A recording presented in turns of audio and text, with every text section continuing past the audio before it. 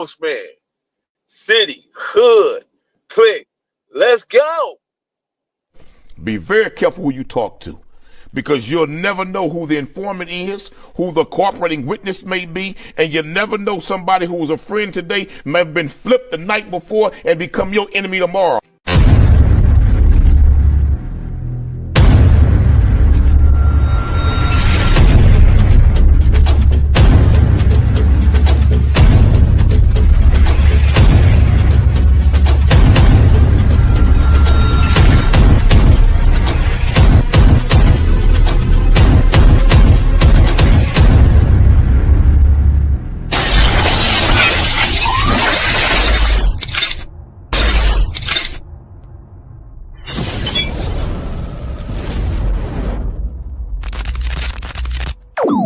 About humanity, putting truth in these lines while they busy feeding lies. When you got that tunnel vision, gotta open up your eyes. Wake up and go to sleep. Man, I'm praying all times. And to my guys, ain't no other side. It's for my brothers, I'ma pray we all shine. Lock the door. Go ahead, lock the door. Lock the door. Go ahead, lock the door. Yeah, you already know.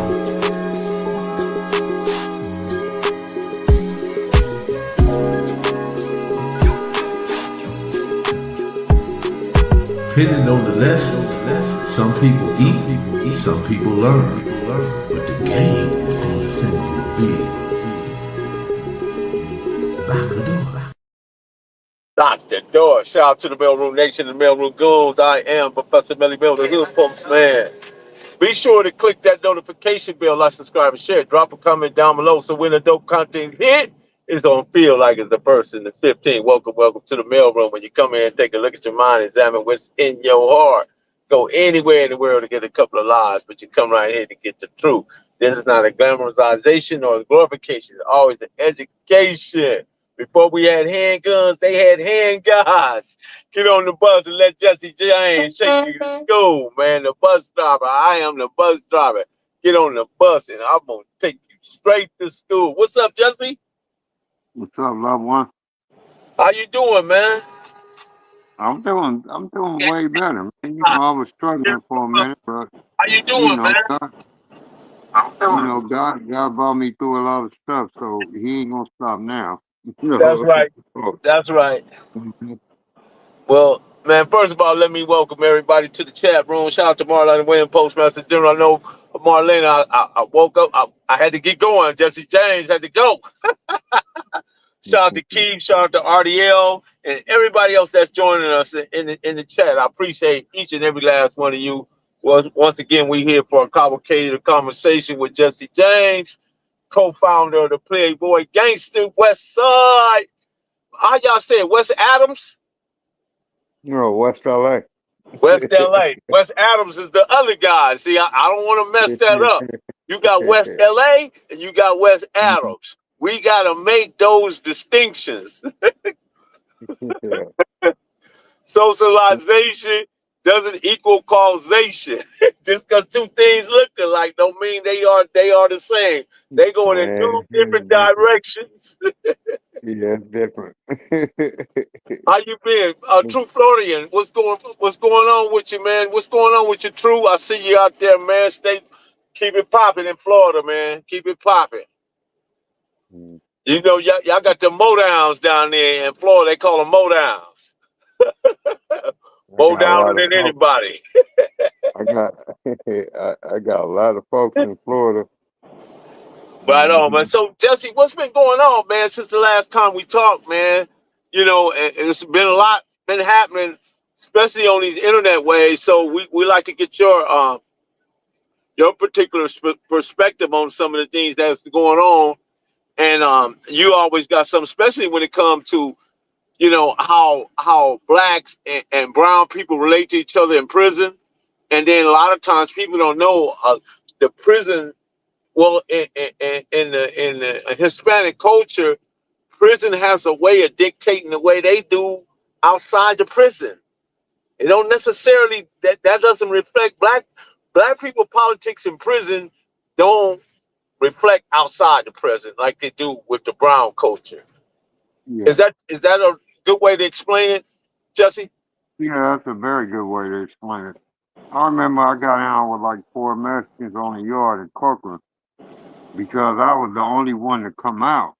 Uh, there was some dudes that teased up and they didn't come out, so that left me with four Mexicans on the yard, and I came out, and the guards that's when they was under investigation for the Gladiator Star fight. For the gladiator fights? So they was Yeah, actually trying to line you up for a gladiator fight, Jesse? they didn't really want to put me out there, but it was my yard time. So we went out there and we got out, you know, and I took off on them, all of them, and they busted my ear, made my ear bleed and all that.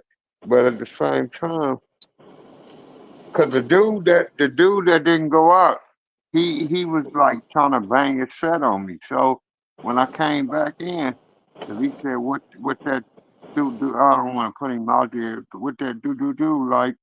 And I said, nigga, what that Playboy gangster like? That's what that is, homie. And the Mexicans sent me some coffee. They don't want to be at war with blacks because we got along back in the day.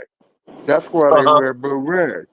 Uh-huh. But as far as the prison politics, and like you said, the influence on the street, then they feel like they gotta follow the rules and regulations of that. Or really, they don't even want Mexicans in this country. You see what they're doing now, but you know, we had already been through all that. So, and it don't matter because if you don't want me to be around, that's fine. Shout out But to Stan I the just Man. think I deserve to be around. Uh-huh. Jesse, what was it like from one 4 yard to another? I mean, because you got Corcoran, you got Tehachapi, you had San Quentin, you had Folsom. How many 4 yards Hmm. exactly was it It combined? was, it was a lot. Don't forget about Pelican Bay Pelican and Bay. all that. Yeah, but at the same time, it was a different atmosphere wherever you went. You know, when I left San Quentin, when I went to Corcoran, it was a different atmosphere. You know, uh, I was glad I went to Corcoran because they they could have sent me. They were sending the homies to New Folsom, and I got police stabbings. I stabbed the police a few times, so they would have been waiting for my ass. So let me ask you this: when you stab a police, what is that? Is that like a last resort to an issue, or what is that? Is that disrespect, or what promotes or produce those type of situations? It's the first result. If you put your hands on a crip, nigga, we gonna get you. That's just how they go. And that's exactly what they did both times that I took off with them. You know, so, you don't put your hands on a crip, man. I mean, we crips. And it's a lot of people who bang their set, but they not banging crip. We was accountable to the whole crip, like Santana, up Front Hood, Grape Street. I had relationships, Raymond. I had relationships with all them dudes. It wasn't just Playboy Gang. I didn't do no time with Playboy Gangsters Uh huh. because they didn't come where I was. So most of your But time was spent with dudes from other sets, is what you're telling me. yeah, because they were the only ones there. So uh, I just talked to LaBelle earlier. We Spark. I talked Shout to out to Spark. Scrooge, shout out to Scrooge, shout out to Mhm, Sparks mhm, From mhm. the Raymond side of the game. They Yeah, both they taught me a brothers. lot. Yeah, they What's taught up, me a lot. Cynthia? When you saying talks to you a lot, what does that mean? I said they taught me a lot. I know, but what does it mean? What did they teach you? Like I said before on our interview, how to conduct myself. Cause I was just I was a wild nigga. I just would do anything to anybody, and they taught me to be more tactical with myself. More You know, discipline. yeah, more discipline. Yeah, yeah. But at the same time, man, it's like this, man. The Crips started in 1969. Uh huh. When have they ever been successful? They haven't. No. It's a lot of lives that was ruined. It's a lot of time that was did. It's a lot of deaths. It's a lot of horror stories, but it's never been success. Even the homies that did make a lot of money, like Turtle and all them, they still look Turtle rest in peace. It's no good end to it, and I would hate somebody to go through what we went through, man. I would. And in 1969, a lot of people don't know the Pyrus was Crips.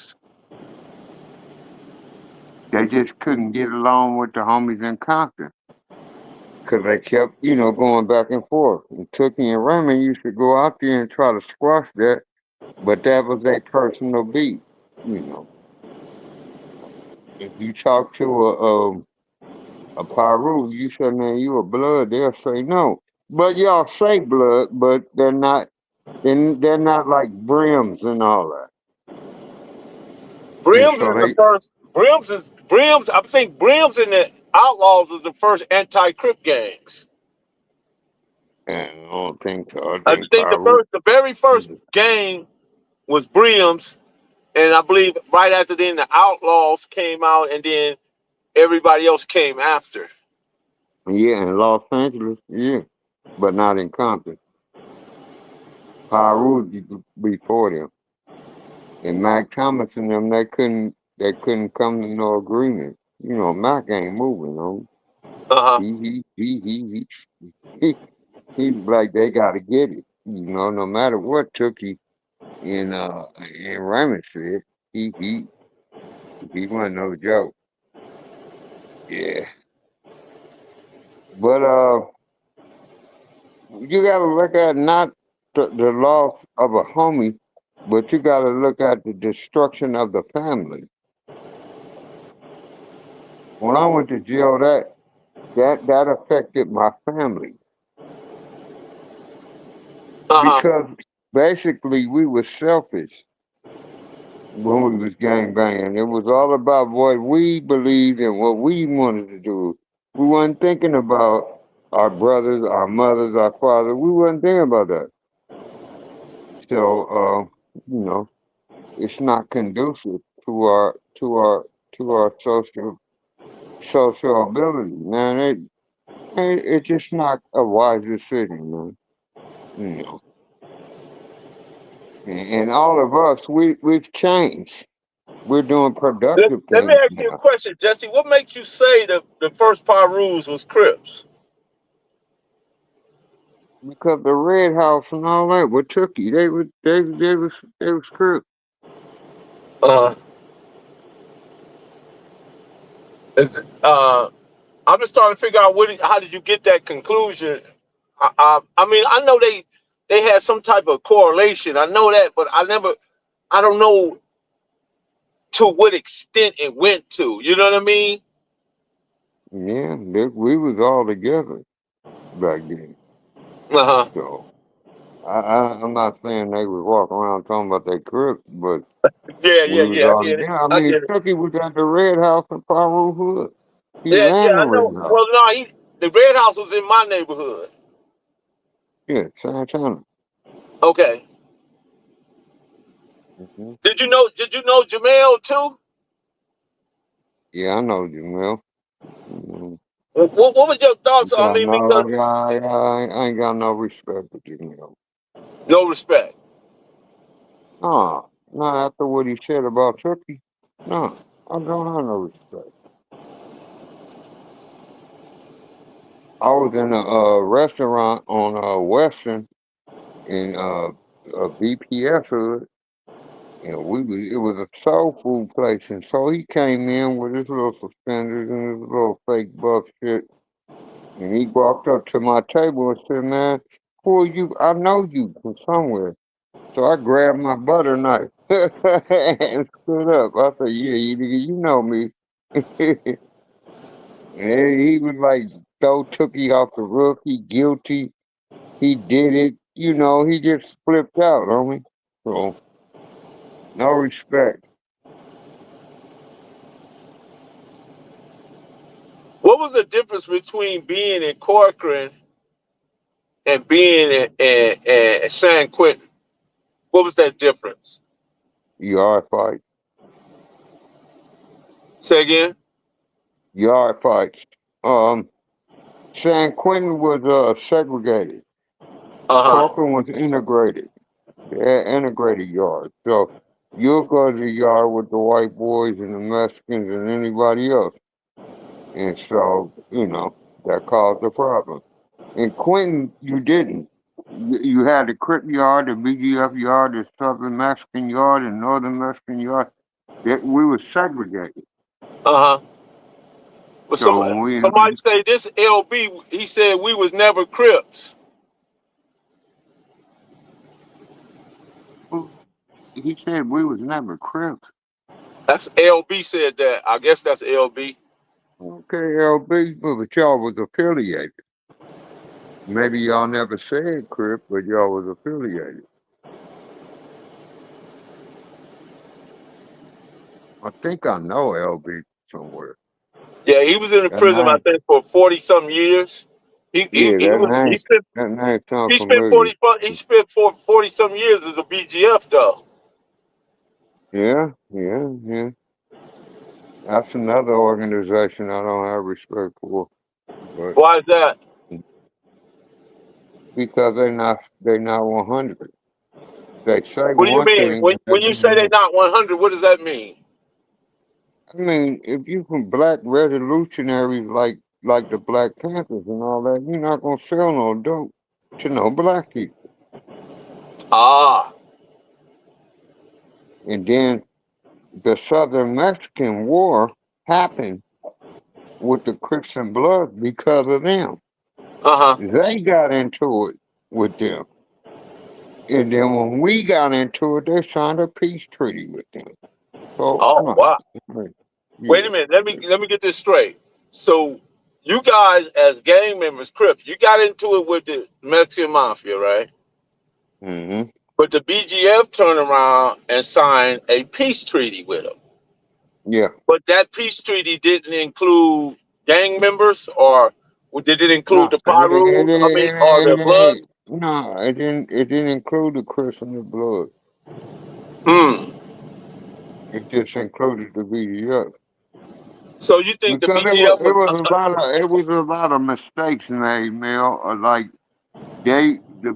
some of the BGF would wear blue rags to try to throw them off. And so the Mexicans was hitting niggas, and they hit a Crip. And we told them, you hit another Crip, it's on. And they did, and it was on. Hmm. What do you think? What do you think that? Why would black people?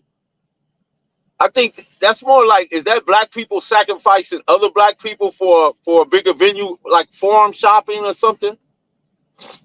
Other words, No, no, you guys as no, a sacrifice to make their no, position more no. better. I don't think it was all that. I was just thinking about niggas are scared. Because the Southern Mexicans ain't no joke, homie. It took the Crips and the Bloods to deal with them. Because we was strong, bro. They couldn't see us. On all them yards you can fight on, we was on all them yards. Fighting there. I was Tracy, Corcoran, and all that. Did you guys Every fight 10 along? days. Did you guys fight along with the Bloods against them? Or was y'all If separate? if it was the blood out there, you're like my dude Bojan from 20s. We was the only two that could fight in Cochran because once you have 5 fights in Cochran, they're supposed to put you on walk alone, but they didn't put us on walk alone because we was finna get out. You know, they wanted us to stay in there, and me and Bojan formed a beautiful relationship. Matter of fact, when he got out, we hung out. And so, you know, I wanted to get in a cell with him, but they wouldn't put no crip in the cell with the blood. But yeah, it was some camaraderie jumping off. What are some of the missed opportunities that both the Crips and Bloods had together that people are unaware about? Because people think that the Crips and Bloods were just crashing in prison while the Mexicans was crashing out on both of you guys. But you guys were always Mm. separated. But what was the BGF? Why was the BGF not, if they're supposed to be the guerrillas or they supposed to be the revolutionaries, why didn't they find a way to bridge those gaps? Because I didn't want to. But let me correct something you said. Okay. Once we went to war with the Southern Mexicans and the white boys, Crips and Bloods didn't fight. We Mm. didn't fight. On lower levels, some of them probably fought, but we didn't do that. Level 3, level 4, we didn't do that. Bloods was our homies.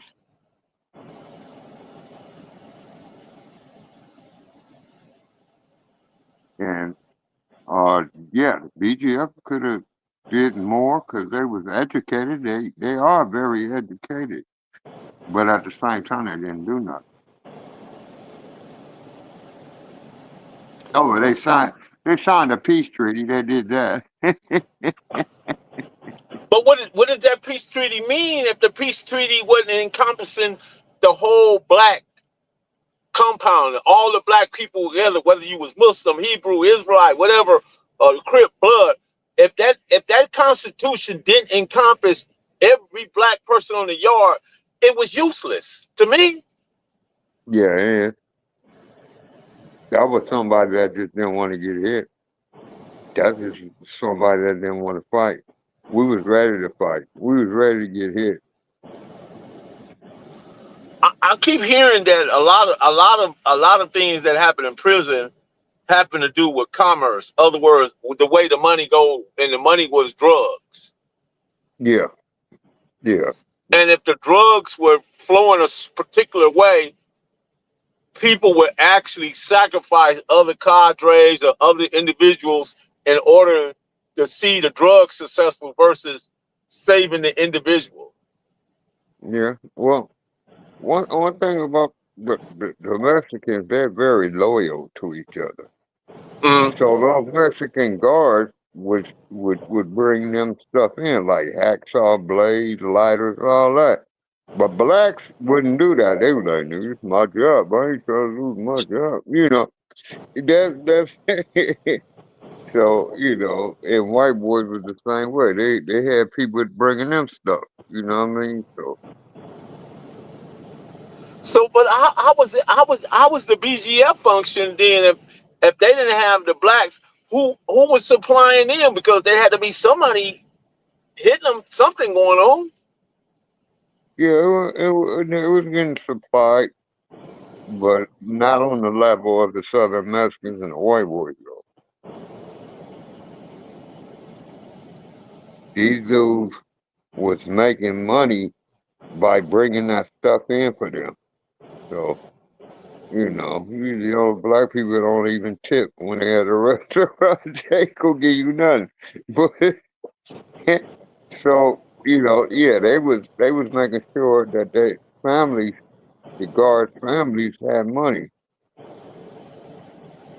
What was the biggest melee or the biggest uprising you seen on the 4 yard, and what yard did it happen on? Pelican Bay. Pelican Bay. What year was that? I don't remember. It was in the 90s, though. It was a very brutal war. Yeah. In fact, when I see it, it kind of scares me, man. Cause you know, I could have got shot. I could have got caught up in that stuff. So when I see that stuff, I'm like, man, you know, God is good. He delivered me from this stuff. Cause they was shooting M14s at us, man.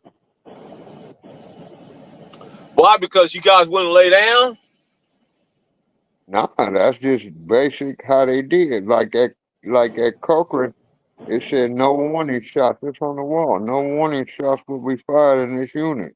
But I got shot like 9 times by them. We call it Big Bertha. It's a gun with solid wood blocks in it. And so, yeah, I got shot 9 times with that. So Big Bertha, could it kill you, or it just was just something to Nah, make you lay down? yeah, it make you lay down. I remember we went out and it was me, a BGF, and a Blood. We was the only ones eligible to fight that day, and I had already went. It wasn't my turn. We was trying to figure out which one of them was gonna be their turn to fight this Mexican that's coming out. Cause we didn't want to pack him out. We just want to go head up. But when the Mexican came out, he came up to us while we was in a circle, and he's like, "Which one is you gonna be? It don't matter." I was like, "What? Oh, it's my turn again." Wow. I beat his ass. I had him on the ground, and that gun rail is not far up. It's like almost like a little bit higher than the basketball rim. And so he aimed the block gun down and shot me, and it hit my jaw like. And for years before that, I had a fight, and I was talking, and somebody bombed on me and knocked my jaw out of place. But when them blocks hit, it fixed my jaw. That's surgical. That's Jesus Christ surgical. But my ears was ringing and all that. And I walked back up to the Blood and the BGF. They said, like, "You all right?" I said, "No, I'm not all right, bro." Yeah. How many times were you shot in prison, or just that one time? With the block gun, 9 times. 9 times. Yeah. Wow. I remember the first day What was the we most brutal year? I mean, was the 80s more brutal or the 90s? 90s. Yeah. Because of the 80s, we were just getting started. You know what I mean? So, but yeah, the 90s, the early 90s, it was on. Late 80s, early 90s, you know. Yeah, because I think the dynamics of the prison population was changing dramatically. That's what it was. Yeah, exactly what it was. It was more vicious Crips coming in and more vicious Blood, you know. Yeah, well-known name Bloods, well-known name Crips, you know. And that, you know, because a lot of them was in YA. Now they're old enough to go to prison. So they was coming to prison. We talking about Petey Wack from 60 and all them. They came What's up monster. with the Sands? Who? No, I'll just say shouting somebody in the chat. Oh, okay. I was like, nigga, we ain't got no saying out here. He said, "What's up, Jesse James?" All right. So, Yeah. was you ever on the yard with any Marvins and any Gary No, gangs at the same time? no. No Marvins, no No PBG. I was on the yard with one PBG, Walt Dog, and Walt Dog's a rider.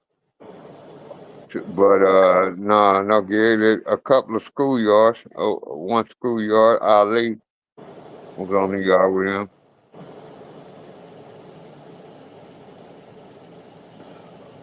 What was the to be on a 4 yard?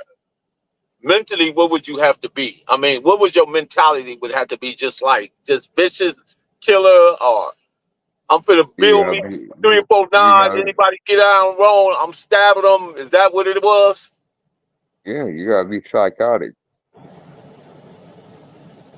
You got all gas, no brakes.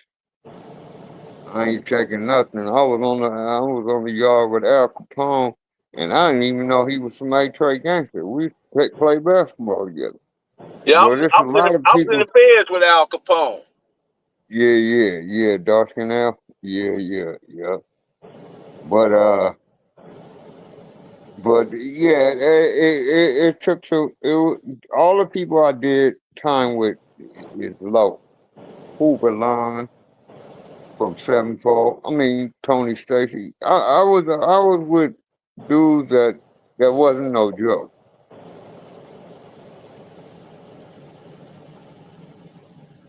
Wow. And if you think back in retrospect, what would you would have had different versus what you went through? What would you would if there was anything you would have changed? What would you have changed? I wouldn't have been a gangbanger.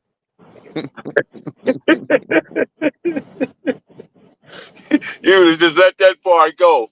So let me Yeah, ask, I was very talented in other stuff, man. Like, I knew how to build things. I knew how to. I'm charismatic and all that. And so I would have been good, but that's what I went through. So I don't regret it. Because one time I asked God, can I go back? And he said, yeah, you can go back, but you got to go through everything you went through before. I was like, Jesse, when you first met Turtle, my homeboy Turtle, Kenneth Wayne Johnson, what was that like? that it was an honor to me because I had heard so much about him, you know. But Turtle was very humble. He wasn't a flashy dude. He wasn't like, this is Big Turtle, nigga. You know who I am. And all. See, I don't do No, that he wasn't either. like that at all. Nah, he wasn't like that at all. He was one of them type of people where he didn't have to tell you anything. You would just see it for yourself. If you got to tell somebody something, then that mean you ain't it. I don't have to brag on myself. Other people brag on me. I'm not. I don't need to present a resume to you know what I'm saying? Because we put in work. Turtle put in work. I put in work. So Monster put in work. Turkey put in work. We don't have to tell nobody who we are. People know who we are. You know Ricky Rose? That sounds very familiar. He said he used to be in the rabbit hole in Hawthorne. Oh yeah. With Lil Jesse. Mm-hmm. Them niggas had a studio, bro.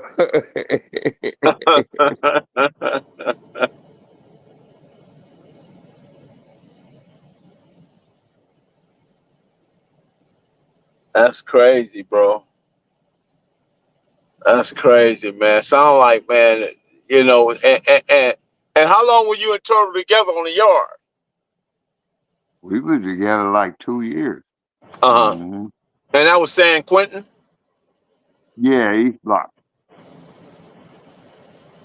Shout out to Monique. When East Block, was that before he almost cut that man's neck off, or after? After. Uh huh. Yeah. East Block is where Death Row is. Where I was, AC, that was Death Row Hole. the shoe program. But he's Because I black. know he said he used to talk to Tookie through the fence. Yeah, I yeah, don't know what that meant, but that's what he told me. yeah, because they got like 4 or 5 yards that has a fence between them. Because, like I said, we were segregated. They had a Blue Note yard, they had a CCO yard, they had a non-affiliated yard. Because Turtle was on the yard with me, but Whiskey was on another whole nother yard. And so we used to yell down to Whiskey and talk to him. Okay. Yeah, DeWitt. That's Turtle little brother was DeWitt named Whiskey. Yeah, Whiskey was something else too, man. that's the homie. Yeah, yeah, he'll definitely move on him. He'll move on him, now. Yes, he But will. DeWitt, man,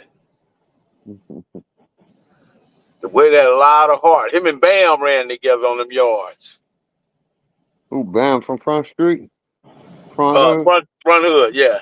Yeah. Sherwood. Sure would.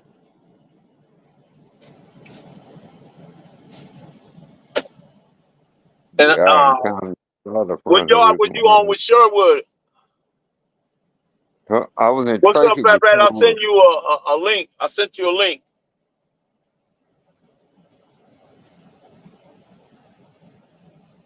Was you on the yard Yeah, with Bam? in Tracy when I first went to the penitentiary. That had to be what, about 79? Nah, it was 82. 82. Mm-hmm. Bam, Big Frog from A-Track Gangster, lot of dudes, man. Better Child, Rainbow, Bitter Child from Cisco. 99 Mafia. Yeah, Mario. Yeah.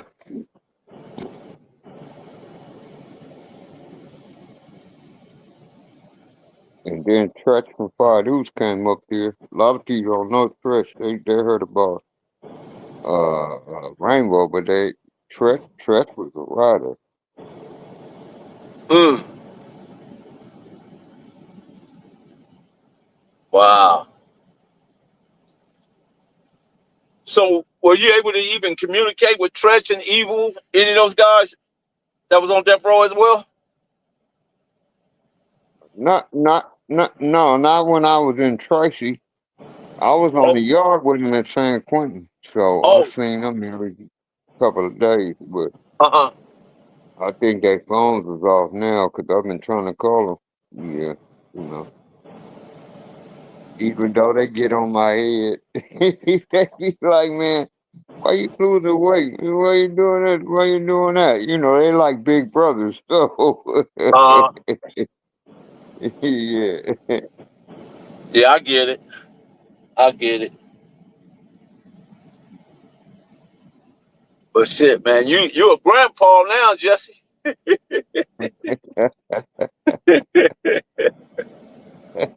Don't remind me. I think I'm gonna go ahead and take an early retirement, homie. You could take that 62-year-old retirement. Cause my dog is my job is dogging me out, man. They took my full time status and all that, man. So brother up against the wall, you know. So they gotta give me my money that they owe me. So yeah, we keep on swinging, man. No matter what, man. We still here. God brought us through. Why would He stop now? Right. Mhm. All right, I'm about to get over here because I gotta take a strong leak. Okay, Jesse, we appreciate you, man. Thank you, man, for dropping in the mailroom. It's always an honor and a pleasure for you to come in and dialogue with us. And we appreciate you. Yeah, I appreciate you too, bro. For sure. Yeah, tap in anytime, man. Just let me know. All right. All right, good enough. Yeah, we had to get Jesse James, man. People was asking why he had the mask on. He's getting dental work, and obviously he's getting older, guys. So you got to give him that as well. You can't, we can assume on stuff, but if you don't know, you don't know. So let's not deal with the assuming too much, but I want to drop this one clip I saw because this stuff is getting crazy with this black and brown stuff. What should black people be doing and what black people shouldn't be doing, and I just think that it's not our issue. It's not our issue. It's just not.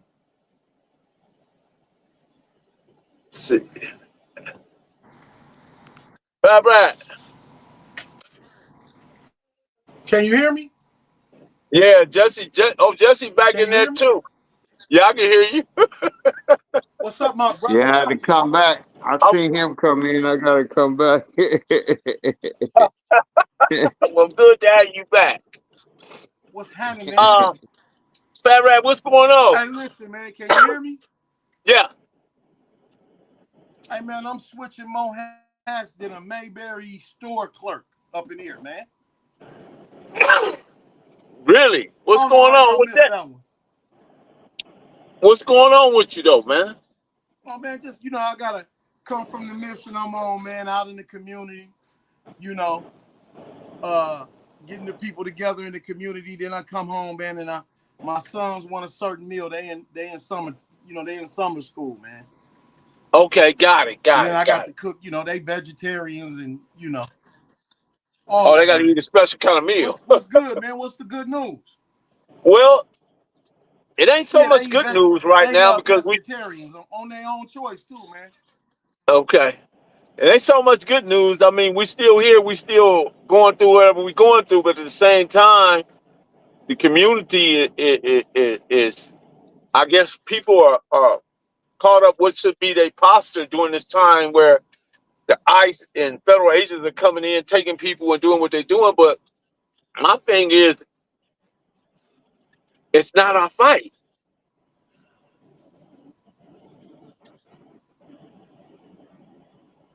It's just not, They separated themselves, man. No, it's not. When I see what's the nickname for That's a good question right there. Hold on. That's a good question right there. Let me say this before you go. He say, hey, Mel, I'm going from podcast to podcast asking how can we win a war when all our soldiers keep fighting? Yeah. Yeah. You're right. I just that question. I get it. The reason why I get it because we've been fighting since 1969. What he's talking about is gang culture. The gang culture in itself, the streets are undefeated. Nobody's won the war. It's just death.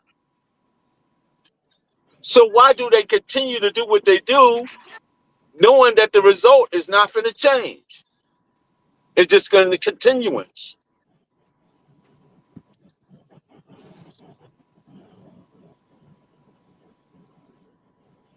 Maybe you see it a different way. I don't know, but it's a continuance. We've been fighting way more than 1969. Well, I'm just at 1969 to present day. Gang culture has been doing whatever they're doing. Yeah, but you got to understand, dysfunctional families and all that came from slavery. Our dysfunction. It came from slavery. So the fight was way before that. The way the Crips started had something to do with what we went to before. Well, if you put it that way, Jesse, you're right, because during slavery, the slave master, he bred and trained the slaves to do battle with the other slave master slaves. So it's nothing new under the sun. That's why I say when you see these Adam 22s and all this different stuff going on with these different white folks and some of these podcasts, it's the same thing. It's just been modernized. It's just been updated, but it's the same thing. Yeah. Let me get my big slave. Let me get 4 extras to fight Peel, or get Peel to fight cartoon or something. You know what I mean? Not saying that that any of these people got understand fully what's pushing the narrative, because this thing is not new. No, it's not. It's not new, bro. It's not new. It just renewed. It just reorganized. It looks different because there was Jim Crow. Now it's Jim Crow Esquire. Other words, the Jim Crowism is way within the law. It's woven into the law. It's the same Yeah. thing. It's not different. The Ku Klux Klan wear suits now, and they look in you in your face and smile and tell you, "Vote for me." Yeah, but It's let me say it's this. all in Let, disguise now. let me say this. I'm not defending the white man. I'm just stating facts. People can't do nothing to you that you don't let them do. That's why you got to have a revolt. You can't just sit there and accept it. Sorry about that. Now you ain't defending nobody. You just saying what you speaking your mind. You have Well, a I'm right to just that. saying, if somebody come up to me and tell me I'm a bitch ass nigga, I could do something about that. Yeah, I really don't want to do go to violence, but at the same time, if it's continuous like slavery was, you need revolt. You need to take off because they was doing some heinous stuff, bro.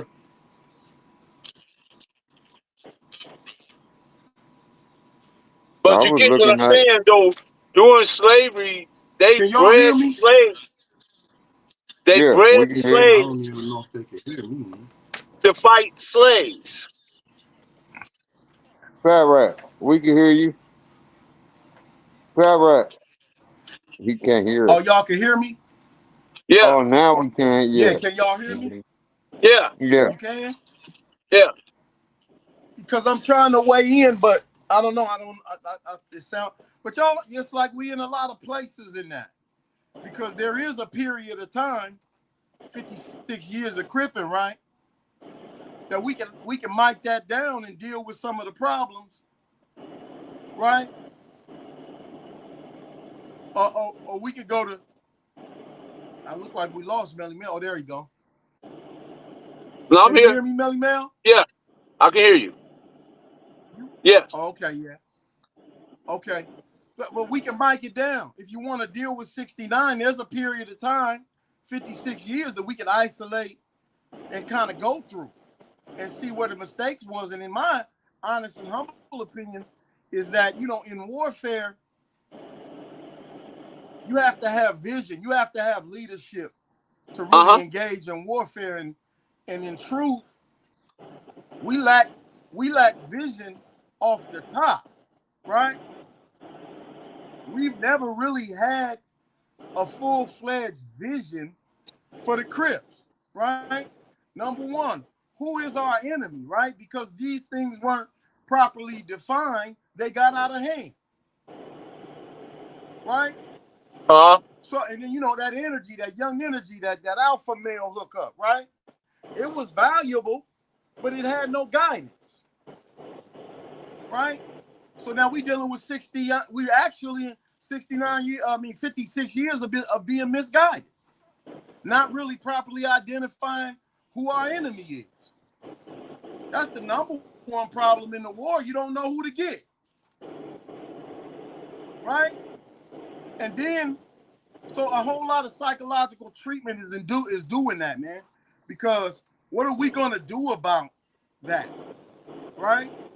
But what if That's I what we told get. you that Like, not so much none the of this? complaints. Go ahead. What if I told you that none of this that you I'm see listening. or think about in aspect of how it is was never Raymond's vision? What if I told you that Raymond had political ideology? He wanted somebody from our section to be seated at the city council. He wanted us to have he wanted us to have a seat at the table about resources and how can we be better in our community. Yeah, but he So, didn't. so again, if we go back, if we can even go back and look at what happened to Larry Hoover and Jeff Ford, the moment they start organizing and start putting together their political strategies, what happened? Yeah. So what I'm saying, either way, damn if They we do and damn if we failed. don't. Nah, you saying the same thing I'm saying. Because how do you what is your vision in a landscape where you don't properly identify who your enemy is? Right. If you get started and you get motion on something, right? Uh-huh. And you know the power and the schemes and abilities of your enemy, right? You can Uh-huh. possibly figure out a way to counteract the efforts of your enemy. But if you underestimate, right, the enemy himself, right, and some of his tactics and what he'll go to, what links and measures he'll go to undermine your efforts, then that goes to what I'm saying. We didn't have you don't have the proper vision without the proper identification of your enemy. So even if you're gonna take politics, even again, it's so much, man, because I mean, what the hell? What, you know, the more things change, the more they stay the same for the black man in American politics, man. Right? Things don't really change for black people in American politics. A little bit of research would have proven that point in '69. Uh-huh. So why are we even starting in that direction when history, right, proves to us that we don't get resolutions in that arena? It was the rebellion to that arena that got us the result. It was never cooperation that Yeah. got us anything that we wanted. Right. It was Right. what we demanded. Right. Right? And then Right. why are we over there? Like, why are we over there asking somebody to do for us what it's time for us, like it is now, to do for ourselves? Right? So to me, and that's just how I see it, it was always a lack of vision. That's why there was no momentum towards the things that you're talking about. Do you remember any momentum? There was no do. momentum. I do. Yeah, Tell me about it. I you don't know. remember. You know, you got a little more game than me on that. Well, like I was saying, Raymond's vision for what Crip was totally different from what it is today. It was never what it was today. See, because the enemy, as you speak as the enemy, saw that. So what they did was remove them from the equation and change the dynamics of the structure. So now, if you take the leadership away, and then there's no direction there, then what happens? You go into a tailspin. Then you get other people interjection and putting their input. Tookie was a very intelligent person. Raymond was intelligent. Mac Thomas was a defiant, fighting type of person. So Mac Thomas is the person that interjected the situation to where that he didn't want to side with other brothers in certain situations, and he fought against them too. And then that's how, lo and behold, we get this other situations where people are now divided and going splitting up. Because here's the thing, you got people right to this day, man, still getting mad over the color of a bandana or I'm talking about people in their 60s. People will get mad if you say the Pyrus was Crips. Okay, if they were, they were. If they weren't, they weren't. I'm not going to get mad about it. If you tell me the Crips was Pyrus, I'm not going to get here and start arguing. I'm just going to let you believe whatever the heck you want to believe about that. It's not going to impact me or affect my day. But we Well, we we tie we tie feelings into everything, and that's been for the bulk of it. That's been our problem is that we associate feelings with everything, man, and we can't get nothing done like that. let me jump in on that. Go That's ahead. because niggas be acting like females. Females are emotional. Males are practical. And what Red is saying is that we really didn't have anybody that they were influenceable. They was influenceable, but they didn't have leadership qualities. I don't see it out of Raymond or Cookie. They was charismatic. They had some leadership qualities, but they didn't have all of it. Because that's why I keep saying the momentum. You got to be able to guide your people. I never send anybody to do nothing. I went to do it myself. You, so the thing is, you got young minds that's gonna follow you, and if you don't know how to delegate or deal with them, then it's gonna go awry. We gonna fight black people. Crips fighting Bloods. Come on, man. That's retarded. That's retarded. Eileen say that it's crazy how we had to put us behind the wall before we really see that we need each other for survival. It is. Oh, he right. But all of us didn't see that. Some of us did. All of us didn't see that. Some of us still trick on they diss people sets and all that. We never did that. Me and Fairbrother never did that. We didn't use their diss names. We didn't write on walls. We didn't do all that. Cause that's what gangbangers do. We was gangsters. And a lot of people don't even know how to make that distinction. That is a difference between a gangbanger and a gangster. It's obvious now. Got a lot of people mad at me.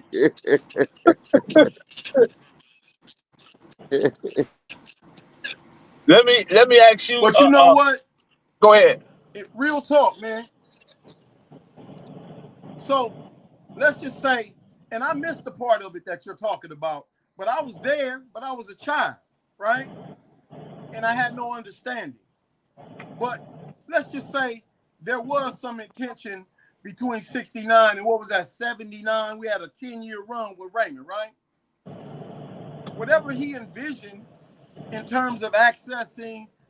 But see, let me help you right there. Let me stop you right there. And whatever Raymond, that was. Hold on. Raymond lost it because by 73 he was in prison. So when he came back, it had already changed and done what it done, because the LA war started when? In 79. Right? Am I correct? So it was already, the dynamics of it had already changed. And like I said, I heard law enforcement, I can't remember where, it was on somebody's podcast saying that they wish they had not removed certain individuals from the streets before that individual had the right to do what he needed to do to keep everything collectively together versus the way it went. You know what I mean? With all this random stuff. Turkey was doing a lot of good work. The government assassinated him because they knew he. Go ahead, Brad. Still, even with that being said, right? So what you're saying basically is we was talking about the Crips being on charismatic leadership, right? We need charismatic leadership to carry us through focus, through purpose. That ain't good anyway. That's a bad start. If that's what we hinging it on is just charismatic leadership, when that character leaves, there goes the structure. There goes vision, because the training, you're right, because the training wasn't there. Principles. So what I'm saying, You're right, because the training right there, because you're supposed to train other individuals to be your successor at all times. Yeah, but at the same time, if you charismatic, that's not enough. Jim Jones was charismatic. Charles Manson was charismatic, but they didn't Right. know what to do with their talent, homie. For sure. David Koresh was Right. charismatic, I but heard look how Charles all that Manson ended. say some. I heard Charles Manson say some great things about black people. I never would Yeah, have believed it if I didn't hear him say it out his own mouth. But yeah.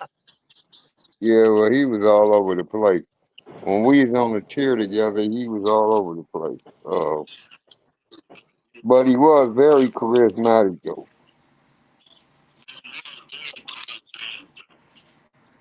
When he came over to AC, he But took I'm just saying, control of so all the now, dreams. if we can identify a problem, right? Uh-huh. If we saying right now, we understood that Raymond had one intention. And the circumstances since Raymond's departure, right, have grown exponentially to be a greater problem, right? Uh-huh. Yeah. So then if we're being more so solution oriented than problem oriented, right? Uh-huh. Then we need a refocusing. That's all. The right mind. Absolutely. Absolutely. Yeah, we kind of scratching the That's it. We surface. need a refocusing. But okay, who killed Raymond? The American public? I mean the official? Who killed Raymond? Can y'all hear me? Uh-huh. Say again? Who killed You Raymond? going in and out. Something about Raymond. Crips Oh killed no, I Raymond. would never talk about that. Yep. Yeah, no. Here you go, Fat I'm leaving. Rat. Raymond used to teach the homies not to walk up on cars. But he walked up on the car that killed him. So that means he knew them. That means he knew them. But He's not gonna walk up on a strange car, bro. there's a But lot I'm to gonna that. say But I'm this. saying, I'm gonna say it like this. yeah, but Gang still. banging killed Raymond. Yeah. Yeah. Gang banging killed Raymond. Yeah, that's right.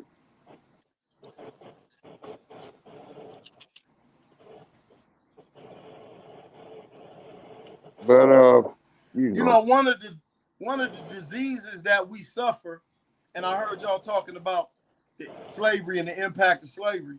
But one of the greatest diseases that we suffer from slavery is self-hatred.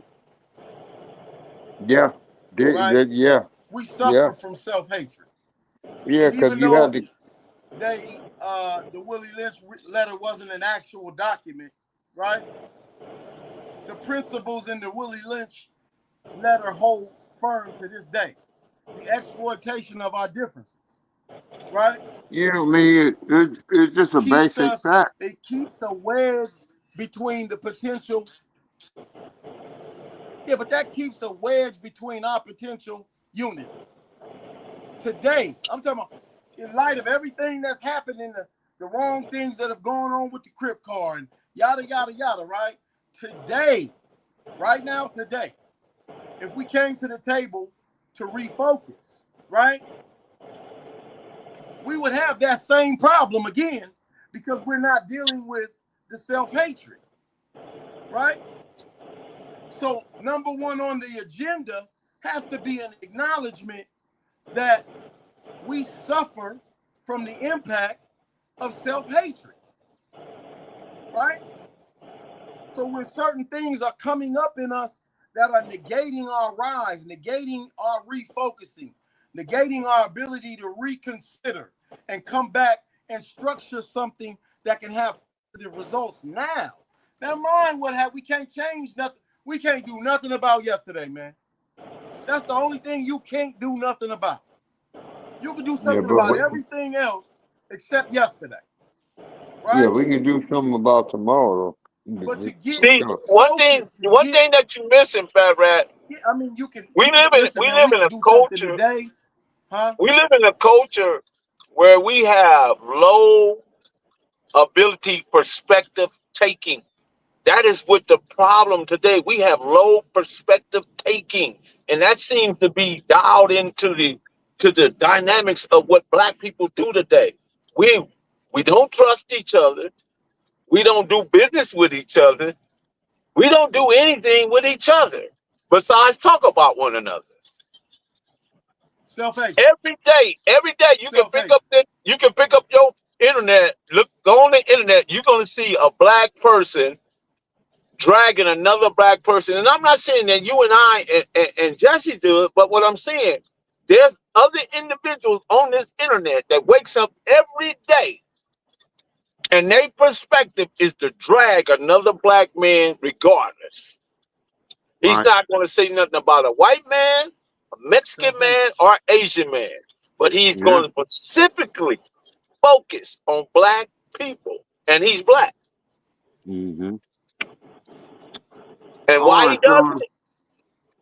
I'm about to tap out, fellas. Okay, go ahead. Yeah. All right, bro. Love you, man. Okay, we'll talk soon. All right, big homie. Love you. Why they do it? It can be a couple of Everything reasons. you just described goes right back to self-hate. Exactly.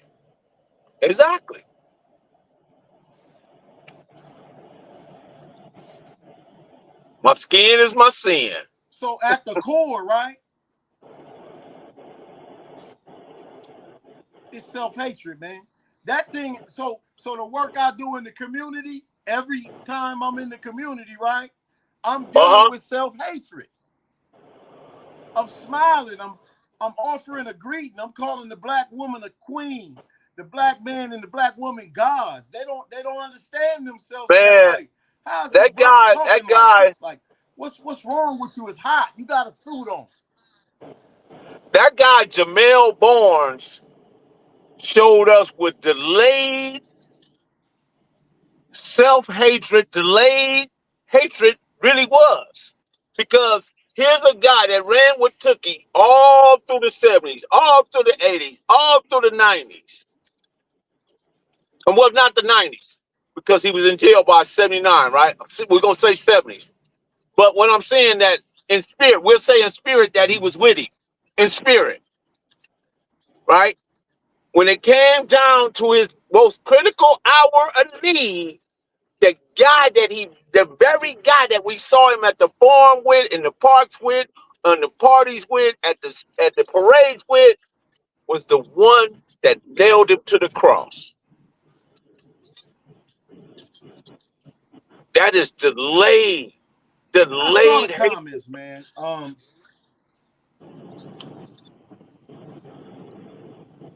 I don't know that. I know that I don't like to talk about stuff like that, man, because there's too many implications and too many people I love involved in that, right? So I try not to. I kind of tiptoe through that, right? But I heard that there was some things said, right, that prompted that type of response. Like I heard that there was some different things said, right, that kind of were agitated Jamel and kind of turned him against Took, whatever that was, man, But I don't know if Jamel would have came out and had a whole lot of positive affirmations on Took if it would have did anything to affect his circumstances. No. So it's just, to me, that's trivial because Tookie talked about to some extent Jamel in his book, that Blue Rage Black Redemption. Jamel is in there. Tookie said it out of some things about him out of his own mouth. And Jamel may have taken issue with that. Like, oh, you know how we are, man. Yeah. It don't take much. Yeah, it hurt his feelings. He hurt his not feelings. Only our skin, but our skin is thin.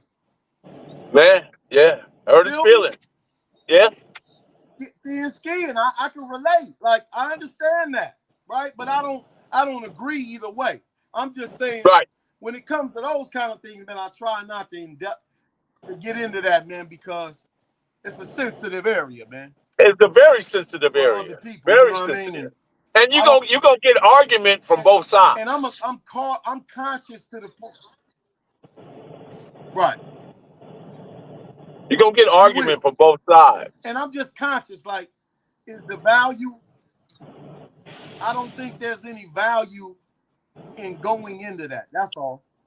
I don't see the value.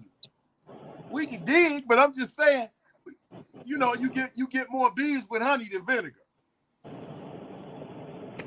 That's the Right? point.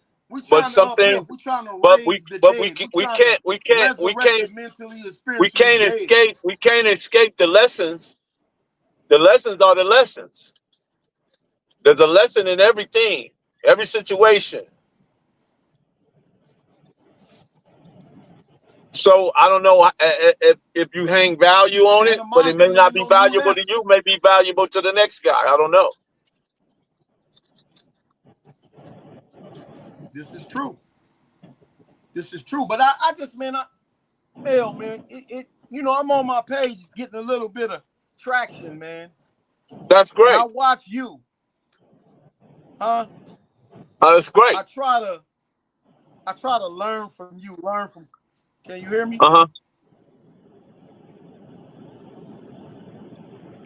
You can hear me? Yes.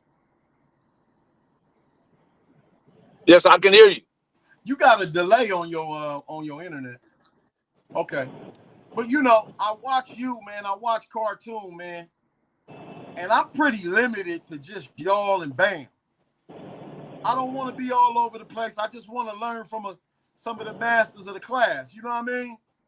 And I'm trying to make that transition into content. Like you be telling me, like, it's content out there and this is about content, right? And it's hard for me, man, to make the transition into just dealing with basic content, right? Well, first and you have I to watch you do it, and I'm like, I see what he's doing, right?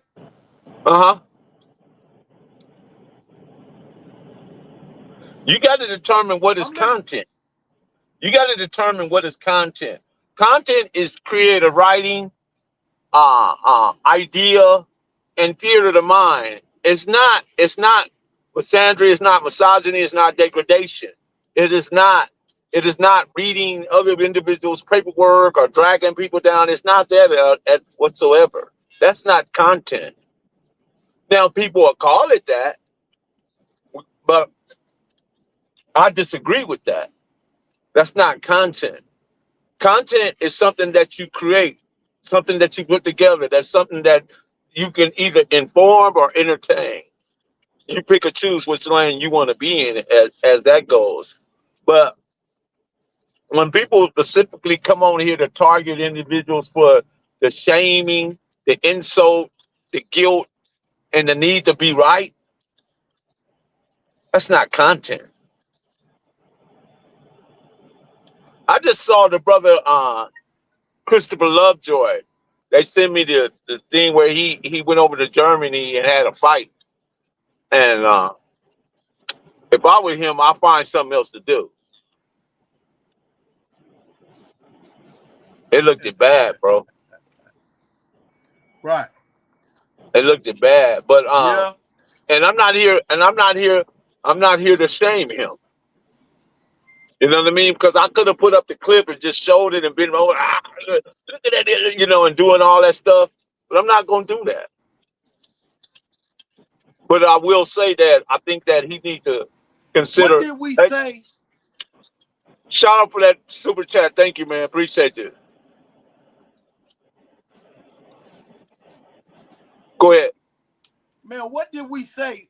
What was the conversation about when the young, I think it's 4 Extra, went into the county jail and they was catching fades or whatever, and they sex played the boy with the sausage and the carrots, and what was that? Was that real?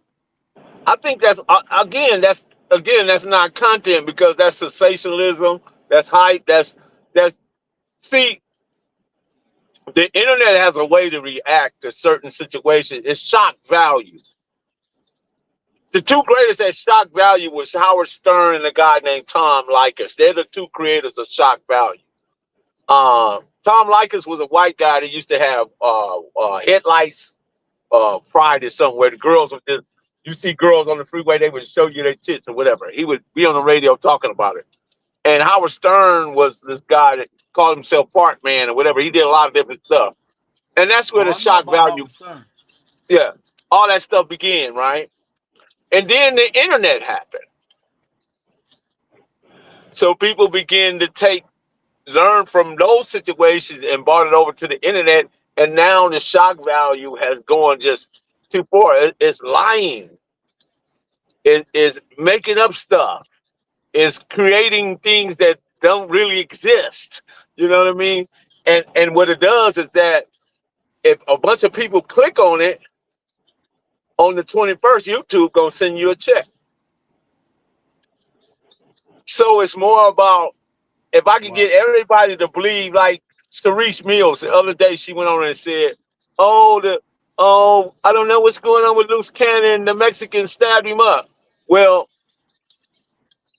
day one that the ICE people start raiding within the city of Los Angeles, MDCLA went on lockdown because it's a federal building. Because what are the immigrants or the people was doing? They were spray painting on federal buildings. So MDCLA went on. So how did he get stabbed, Sharice, if he on lockdown?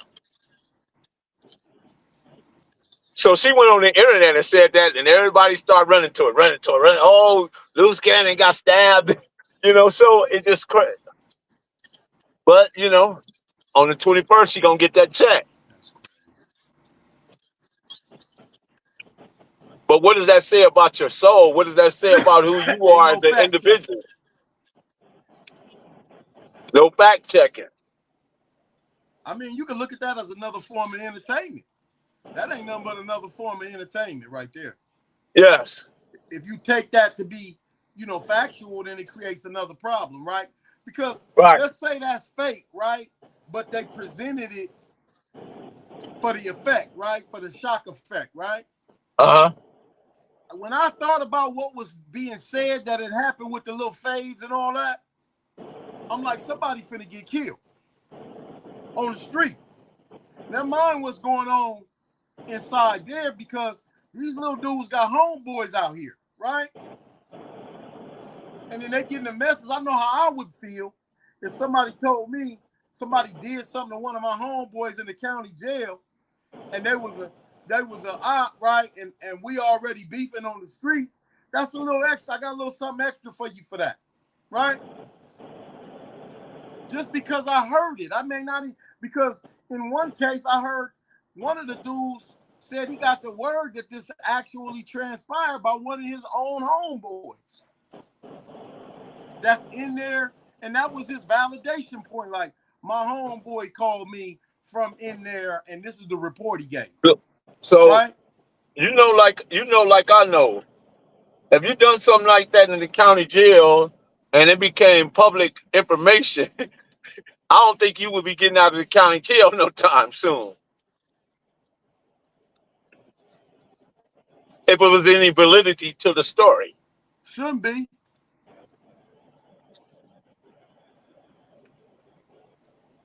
Shouldn't be. It's not provable.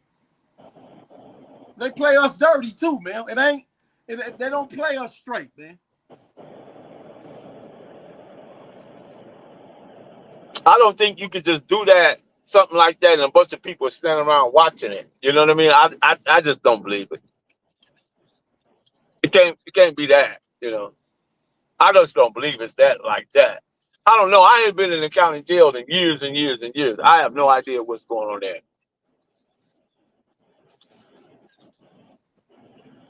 Man, one of the homies called me the other day who was in that 4800 riot.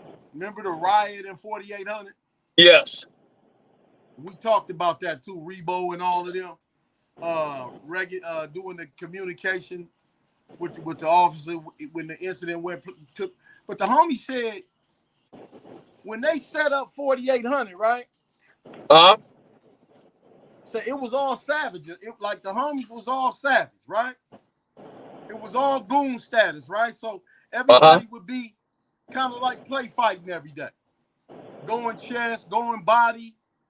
They would be in This the homie telling me this. He was there. I wasn't in 48. I was in YTS at the time. But he telling me the story, and he said there was an incident where in one cell, no names, no sets, right? But in this one cell, they was in there rumbling, like going body, and you heard one dude kind of have like a soft reaction, like quit. And you heard it on the tier that the dude was going like quit, like in a soft way, right? And long story short,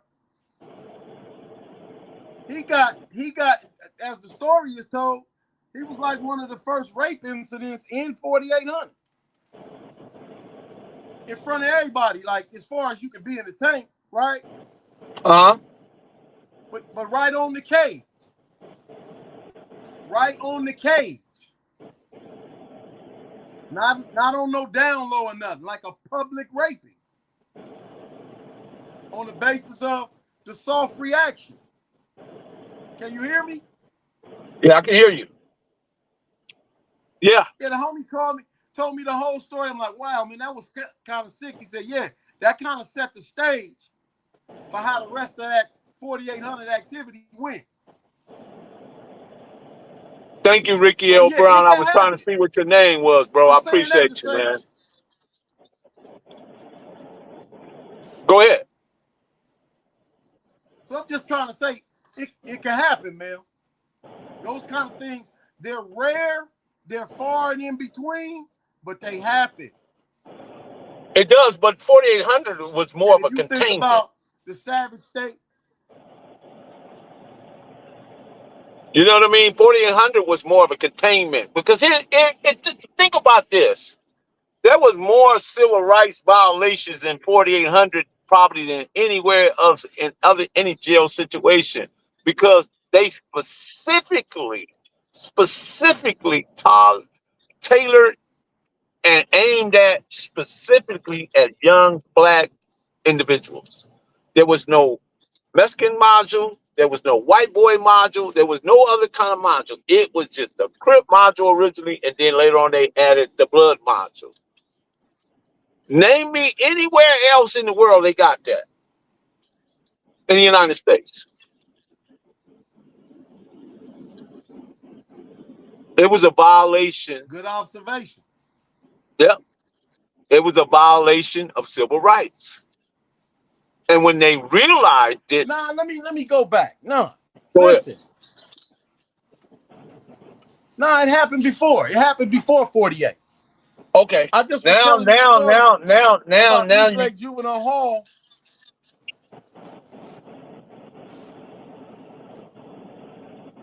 Say it again. Yeah, I've been seeing the lawsuit for that. They got lawsuit up for East Lake Juvenile Hall. Man, but that's staff. Yeah. That's staff. That ain't really. I don't know if it's inmate to inmate, right? But I ain't talking about the sex play shit. I'm talking about the segregation, right? The isolation, right? East Lake Juvenile Hall was like that way before the county. East Lake was like that. I just was telling the whole story about East Lake 1981, 1982, right? When they opened up those what you saying, the booty bandit thing got going at that booty bandit, what you saying, the booty bandit thing got going at young age. No. What are you talking about? No, I'm not talking about that. I'm talking about how you said 4800, the civil rights violations based on the isolation. Okay. That they segregated, put the Crips right here, and then they ended up opening up a blood module. And then you said, what year did that happen? What year did that happen in the East Lake? I ain't talking about the sex play stuff. Okay, what year did that happen? That was like, East Lake was like that 82 for a fact. 82 was like that. Because listen, ENF was the blood unit. GNH was the Crip. Non-affiliators could be anywhere. But ENF was the blood stronghold. G&H was certain types of Crips on the G side, certain types of Crips on the H side, and sometimes they intermingle. K&L was more of the younger homies, but they had Crips. If it was a Crip, you would be on like the K side, and if you was a blood, they tried to keep you on the L side. They tried to practice a degree of division, like separation. They tried that in East Lake. And some people got hurt. Listen, and some people got hurt when there was no, when the staff didn't comply with it. Wow. Like on G&H, I just was saying, man, on G&H, it's all crippin', right? Or non-affiliated. If a blood came on G&H, one of the homies would tell him, hey, man, you know where you at? Right? And would give him an opportunity to get moved. But some dudes try to move through without identifying themselves, right? Back then. Like I ain't talking to y'all and telling y'all nothing, right? Then you end up in the wrong place. Stand up, guy. You end up in the wrong place, and it ain't nobody really punking you, right? But if you a Crip, you don't belong in ENF. And if you a blood, you don't belong in G&H. And they ran it like that. It really got ran like that. I think for some years, I left in 82, right? And never returned, but I never heard of anything changing. It was like that. It was segregated with us as juveniles. Yeah, well, that's bias. That You know? that segregation is a biased thing, because if you look at the general population, it doesn't happen. But why does it happen? California practice got weird rules in the state of California altogether. If you go to prison in some of these other states, they don't do that.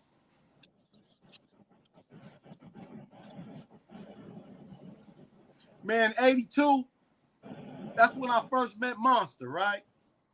Monster Big Cody. Monster. 82, Monster was being put out of East Lake, right?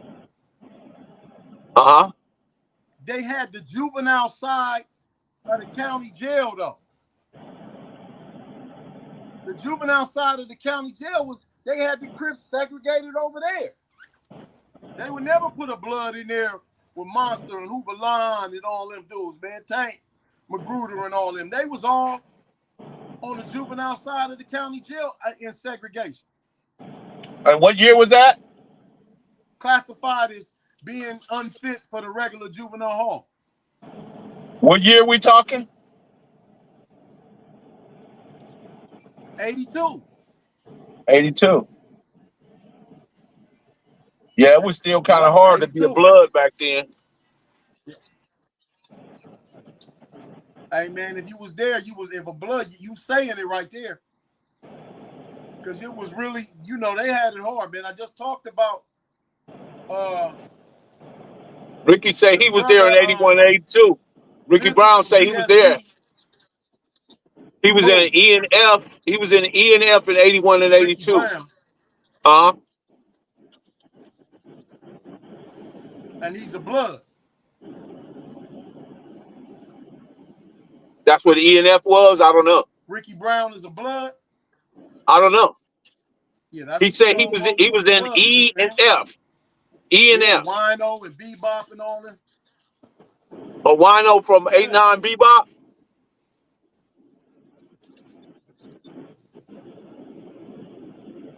Wino from Miller Gangster. Okay. Who was that, 120th? Wino. What's up, Pimp Tight? Oh, no, he from PDL. He from PDL. PDL. Yeah, see? He know my boy Preach and Derek Harmon. He wasn't on ENF. Uh-huh. Mad and Hunt Down there. And Psycho. I know all them cats from PDL. Them dudes was on ENF. They ran ENF, man. You had to be special. You had to have a special relationship as a Crip to experience any degree of safety on ENF. You just didn't belong there. I'm telling you, man. What you saying? They was handing out ass whoopings over there. Hey, man, listen, man. You know, hey, man, that's real talk. They was about that work over there, man, at ENF, man. Yeah. You had to give them their respect, man. And it was hitters, you know what I mean? It was real hitters, man. You know? But I'm just saying that segregation piece, that was real. It happened before I ever So here's the thing, though. Let's take it a step further. Let's take it a step. What it allowed law enforcement to do, because what it did was they put you under a microscope. It became intelligence gathering. That's all it was. If they can confine you and put you in these tight spaces and then look over you and go down these catwalks and be able to listen in and look into yourselves and all this, it just allowed them to better try to understand what a Crip and what a Blood was. See, because here's the thing, right? I said this earlier to Stan the Man. What is a Crip by definition? It's really no definition. It's a whole bunch of like community whatever in progress and all that stuff, right? And there's acronyms, right? There's acronyms. But follow me on this. Follow me on this, right? The Hoover said we no longer Crips. We're Hoover criminals. Tell me what a criminal is.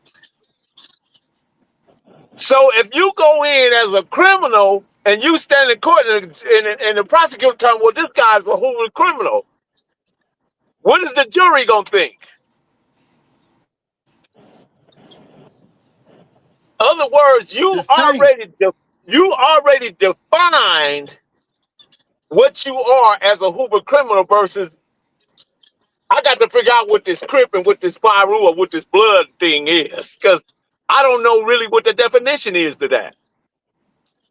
If you go look up the definition of Pyru, it's something to deal with a type of weed that you weave a basket.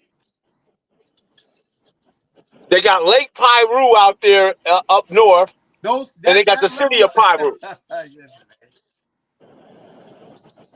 But by definition, what does it really mean? That wasn't taken into consideration back then, man, unfortunately.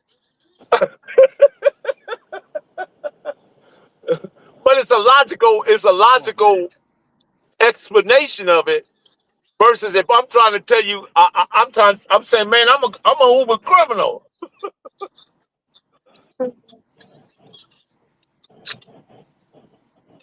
That definition is already there. Did that? You already gave them the definition. It's already defined. They ain't got to guess or think about what it is.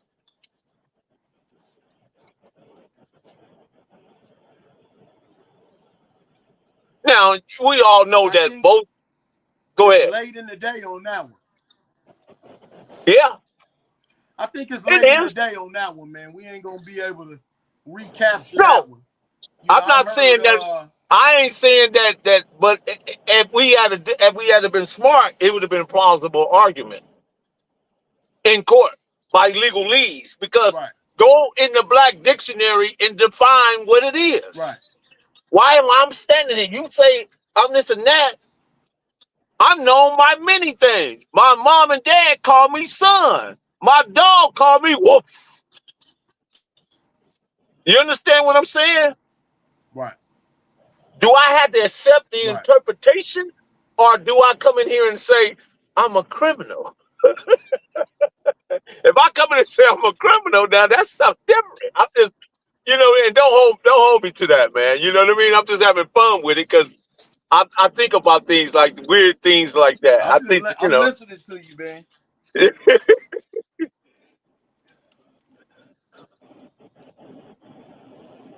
Yeah, what thought went into it? I don't know, man. I know I got some uber criminal friends that I love. Hey. That's it. You know? And there inherent lies But the like I problem. said, man, we have to, hey man, real talk, Neil. I'm saying this, but I'm not really being facetious, right? We got to get back to the table, even on matters like that, right? We don't want to change the brand. We can reintroduce it as something more profound than it originally was intended to be. That's okay. Ain't nothing like adjusting in a business model, right? When you started off, the name of the business was 18-wheelers, right? Uh-huh. Come to find out, nobody wants to finance you because you're in the transportation industry by definition, right? So you go modify, you know, your business name, right, to Good Intentions LLC, right? What do you specialize in, right? Service, right? Goods and services, right? So now you got a better opportunity for financing because you renamed your entity, right? It only makes sense in some cases, but in terms of the Crip thing, I keep saying, and I feel like I'm starting to be on an island, that it's not a contradiction to be a Crip and a good person at the same time. But every time I look up, it's not a contradiction. That's why I said what I said about the definition. How do you really define it? Because there is good in Crip. Crip is not necessarily a bad thing. You getting my point? But if I define myself as a criminal, then there's no room for.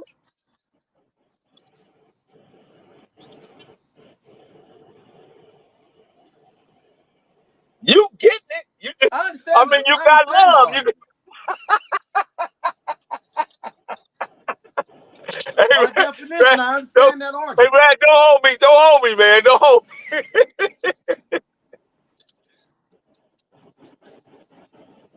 I'm just, hey, man, I'm just wired different, brother.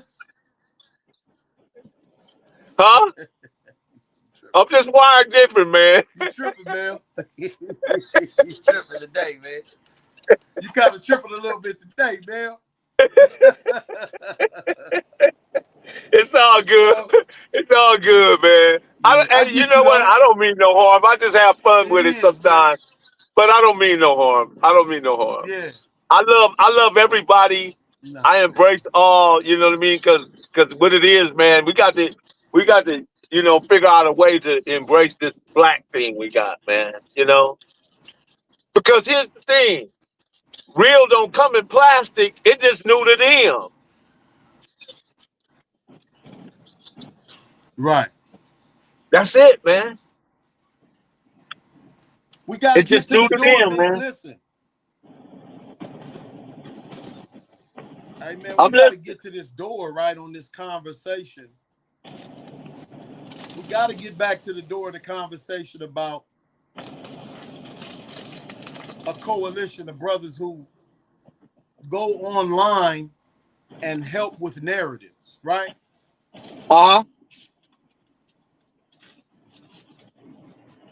I like that we do things independently and individually. That's good.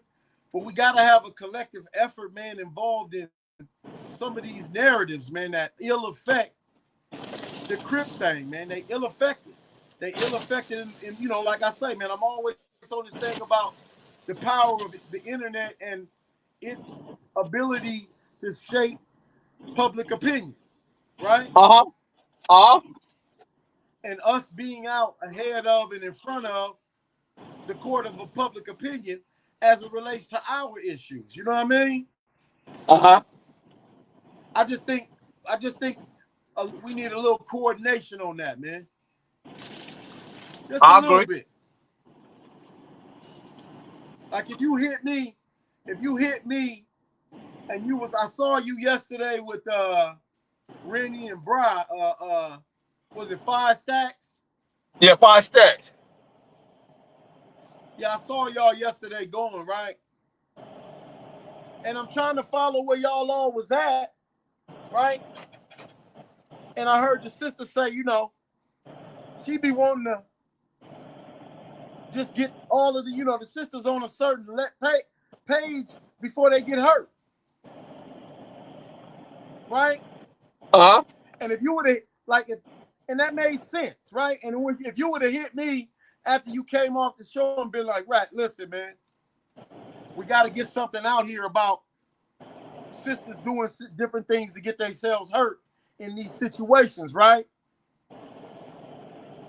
Then get off, call Bam. Get off, call Cartoon. Hey, let's say something about this, man, if we can, right? I'm going to say this, right? Just a little coordination, man.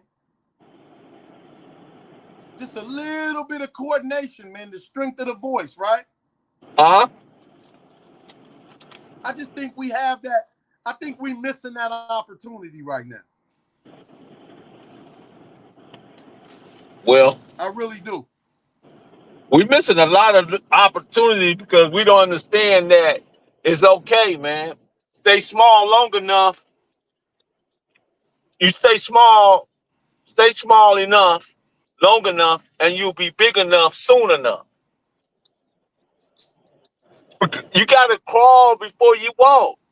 You got to walk before you run. You don't just come into this world and start running. Right. You don't just come in this world and just be rich. You have to build yourself. You have to find something that you're good at and stay there. Because consistency trumps everything, man. And shout out to the guy that donated that $10. I appreciate you. Right. Appreciate you. Definitely appreciate you. Let me see what his question was. He had a question. Did he have a question? Uh,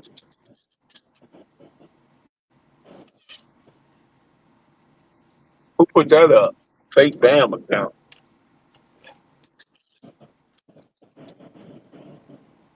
Uh, uh, yeah, we get trolls sometimes. I don't know what that is all about. But yeah, I was trying to see what that guy said. Let's see what he said. Hypothetically, question: how do y'all feel if a family member from another gang was unalived by your own gang back in the day? Just a thought. And thank you for that question, Pimp Tight. Appreciate it. He's asking you. Is that right? I'm miserable.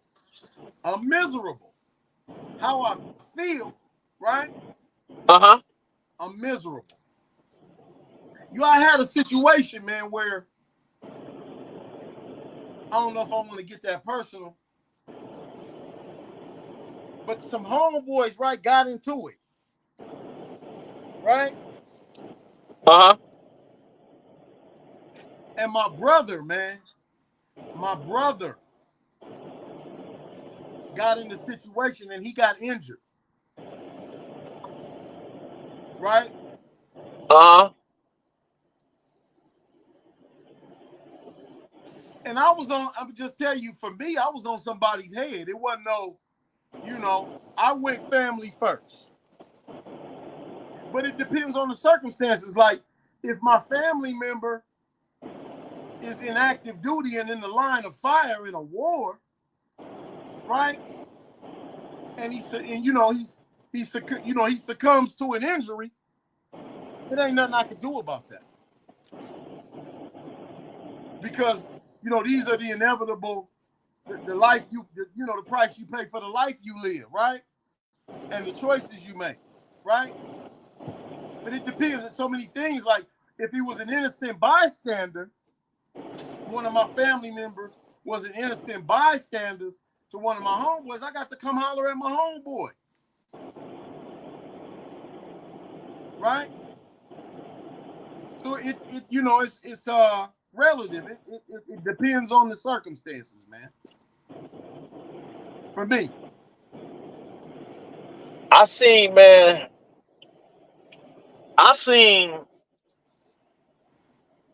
a person from the same hood get unalived and his brother continued to claim that hood. I've seen that happen. The person got unalived by the hood that the brother is still claiming. I've seen that happen. I don't know what the particulars Same are. hood? Yeah, I don't, because here's the thing. How do you talk to somebody about that?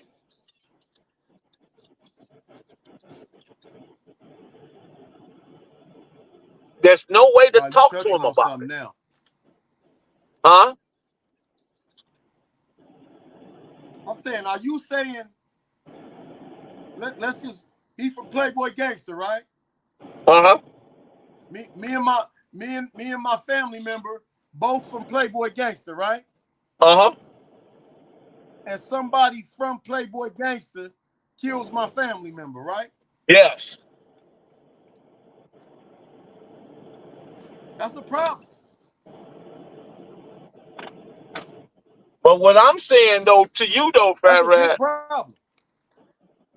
how if I'm from Playboy Gangster and you from Playboy Gangster and that happened to you, I didn't have nothing to do with the situation. How do I come talk to you about the situation? Man, I just had recently, that's crazy. I just recently had to do that in reality, man, about a situation. Not my hood, but just one of my homies I'm counseling, right? Uh-huh. Ask me that. Like, how am I supposed to? Hey, man, it's hard to say vengeance is mine, save the Lord. You know what I mean? Right. Because it's, hurt people is definitely going to hurt people, man. Hurt people, man. You know?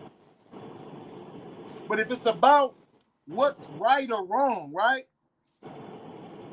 Because it seems like that's what he's asking. Like, what is right or wrong? Not just what would you do, but what would you do in the context of it being right or wrong? Right? Uh-huh. You got to see me about that. Listen, man, you got to see me about that. It's unfortunate now. Bless you. There are circumstances where I could say it was a justified, what you call justifiable homicide, right?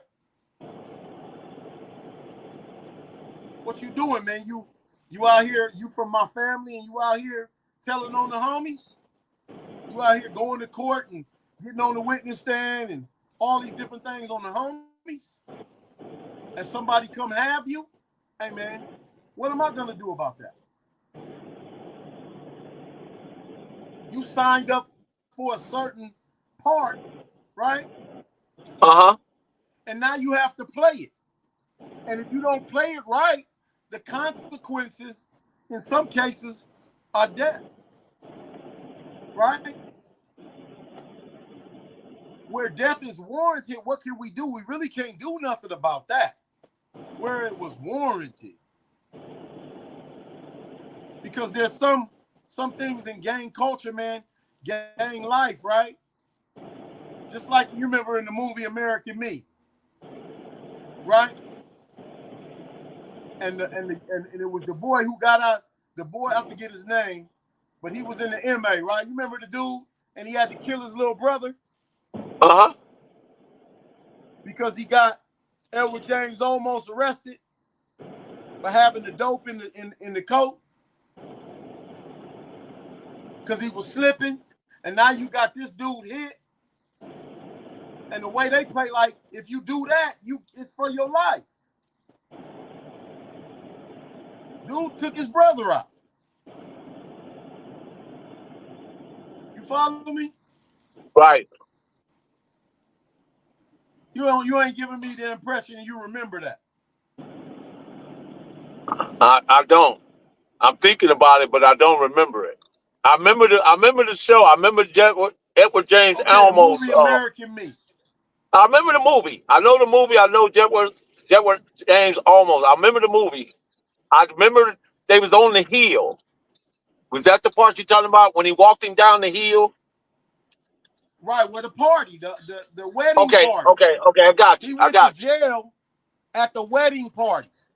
Right. You remember that? Yeah. And the reason he went to jail is because they searched that thing, that coat or whatever they had to work in it.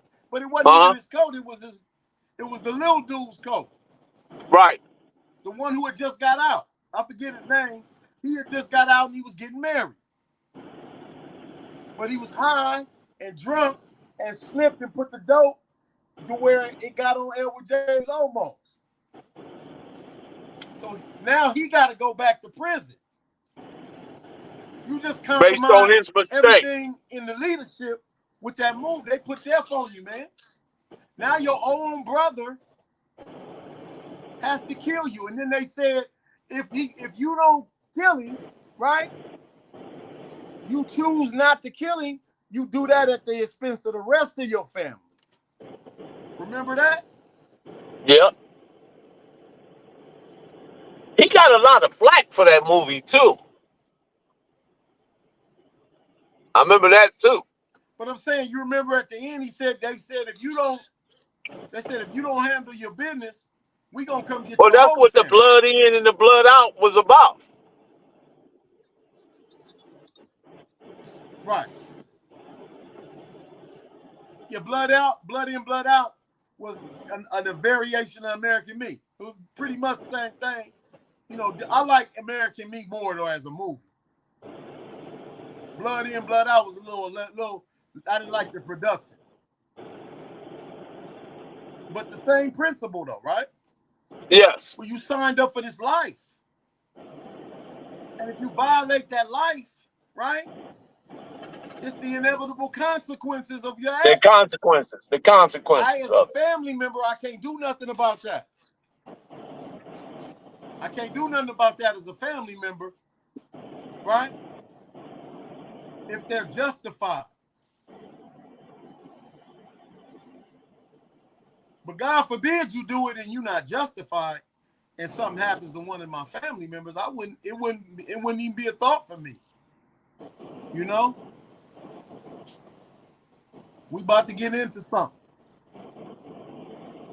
So it just, like I said, it's relative. It just depends. Good question, though. Yeah. Yeah, definitely. Definitely. Well, shoot, man, we've been over here over almost 2 hours, man. I got to get up out of here. But great. Thanks for jumping in. I got to holler at you about some stuff. I'm going to hit you this weekend, man. Hit me this weekend, definitely, and we'll talk. I did what I could. I want to show you how you can stream. This weekend. I want to be able to tell you how you can stream your show simultaneously with my show. I saw that. That was part of what I was going to hit you about, too. Okay, hit me. I saw you tell 5 Stacks that. Yeah, hit me. All right. Okay, cool. Bro. Right on. Shout out to the Mailroom Nation, man. Great dialogue. It was a long dialogue. I know you guys are getting tired. Thanks for hanging in there. Appreciate everybody that came in and donated. Everybody that came in to understand the power of the super chat. You put a chat, you put some dollars in there. That question will be answered. Hands down. But with that being said, Professor Melly Mel, the Hood Postman, don't mind me just watching. Church moving. But go ahead and lock that door. Cali finds, baby. Proof of grind all the time. Music money. Got a dollar sign. Hub City. I'm a street nigga. Streets fuck with me. I'ma keep pushing products till the fans get me. It's guap off top. Diamond Cartier. That nigga wall won't give a pro bitch the time of day. They see me climbing. They see me shining. That's hard work. Proof of grinding. New money got me tipping in that 550. Ali, bad man, and I'm so pretty. I got that tech with me. That's my hater sprayer. Go big, grind now, nigga, play later. What can I say? I'm addicted to this paper stacking. And I don't talk about it. I just make it happen. Word on the block is that my shit go.